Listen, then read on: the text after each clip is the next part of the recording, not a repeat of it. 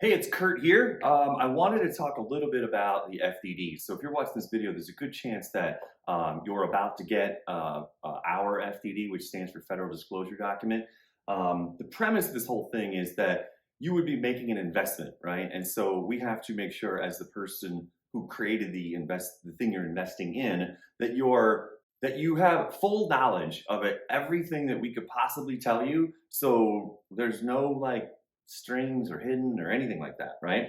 Um, so what the FDD is sort of like, it lays out responsibilities, costs, sort of what you can expect. But here's the thing.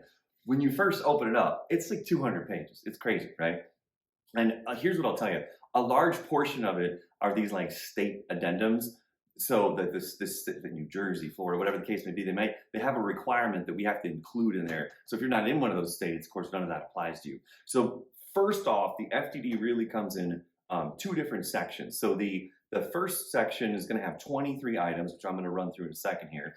And then the second part is the franchise agreement. So the FDD is sort of this like informational. If you've ever invested in a mutual fund, you would have got a prospectus. It's a very similar concept to that, where they tell you about fees and internal fees and who the managers are and the history and why they're qualified to do what they're doing. And then the second part of it is the franchise agreement. So if you decide that this was the right opportunity for you, that is the agreement that we all sign. That's sort of like our contract that we're going to work under.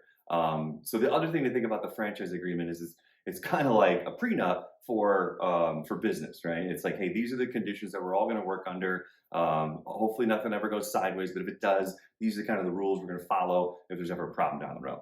So, what I'll say too is we do need you to sign the receipt in the DocuSign. You're not committed to anything, but if you were super duper gung-ho about starting this business, you actually have to have the FDD in your hands for 14 days prior to you signing it and then starting a business. So that's illegal, that's a federal law, and there's no way to get around that. So let's talk about the FDD. I got this law office website. I don't know them. So the first item is the franchisor. So you're going to talk about me and the team and whoever else is involved with the operation of the franchise, our experience, whether or not there's been any litigations or bankruptcies, which again there has not been for us. And then so again, you should read the whole thing. And the other thing, let me tell you this too. You should have like a lawyer who has experience in franchise law. You should have them, it's probably going to cost you a couple grand, but you should have them review the FDD and give you pointers and feedback. Initial fees and other fees, but this is really where it's going to get interesting for you. This is sort of like your startup fees, franchise fee, software fees, equipment fees, and now we have to put everything in there. So we have to assume you don't have a computer, you don't have a smartphone, you don't have a car, you don't have an office. In our business, obviously, most people already have an iPad or a smartphone and a computer. 99% of home inspection people work out of a home office. So then you get into the initial investment. So again, restrictions on sources of products and services. We don't want people,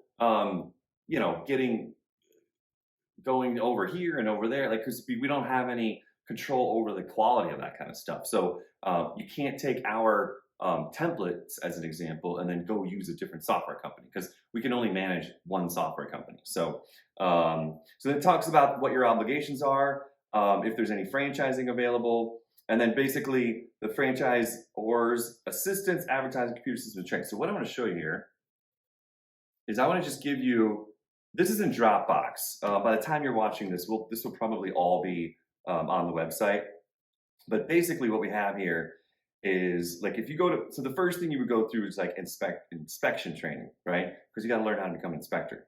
So here, and there's a couple that aren't even here yet, we got like 40 plus videos that are just like this. We're teaching you about in the house, after you've gone through like your required licensing training, which is kind of how the inside of a water heater works, electrical panels, all that kind of stuff. You actually get our training, which tells you how we actually go through houses. How do we talk to clients about things? How do we use the template? Okay, and then there's add-on training. That's so solar panels, pools, sewer scopes, mold, asbestos, lead paint.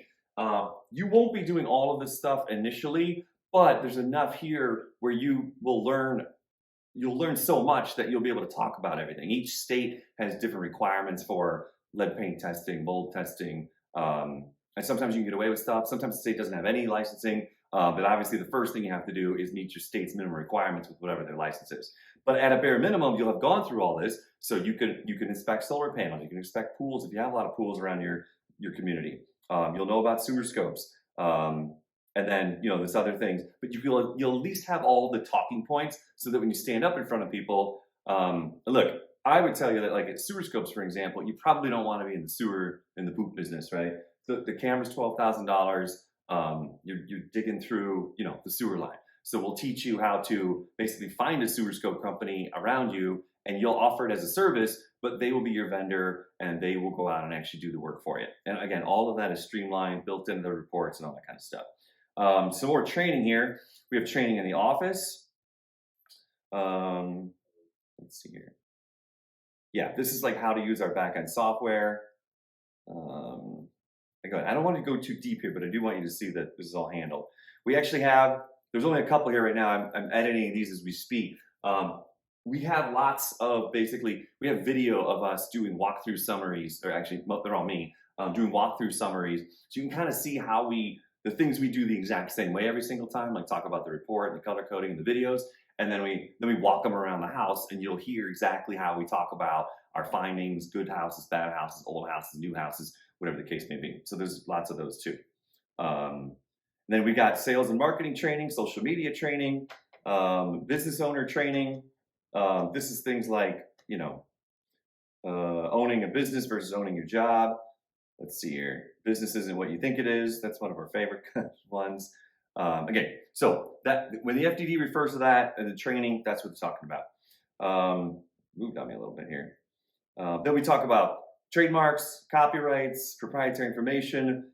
Basically, as a franchisee, you're allowed to use everything that we've developed, right? But if you decide, that after the 10 years contract that you no longer want to be in the inspection business, you can't you can't use that stuff any longer.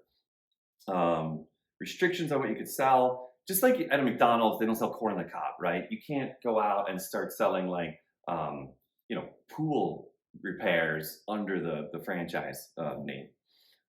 We don't use any public figures, financial performance. Okay, so item 19 is really interesting. Item 19 will show you the actual revenues generated by current franchisees. So it kind of gives you an idea of what's actually happening in the real world with people that already operate Inspections Over Coffee. Financial statements, we have to do an annual audit, so that'll be in there. Contracts, receipts, we don't really use that. There's nothing there. So I know the FDD, 200 pages, feels really big when you first get it. So that kind of breaks it up. You've got the 23 items, of which 6 you're probably really going to have an interest in the fees and the item 19 and training. That's what I would be interested in. And then you're going to have the franchise agreement, which is, again, the agreement that everybody operates under. So hopefully have a look through it. I highly recommend you get an attorney, have them review it. The last thing I'll say is if there's something in there, we can't make changes to the FDD necessarily, but if there's something in there that really bothers you, if we've worked out an agreement where you're going to pay part of the franchise fee over a period of time, whatever is a little thing, we can always add an addendum that we've talked, hey, we're going to do this, you're going to do that, whatever the case may be. I mean, there's been times where we've bought equipment for a new franchisee under certain circumstances. As an example, if you're a military veteran, you get a discount on the franchise fee. So that would be in the addendum, all that kind of stuff. So again, have a look at it. We'll have 14 days from when you sign the receipt. And hopefully after that, if it's still something you're really interested in, we will get going on business. All right, take care.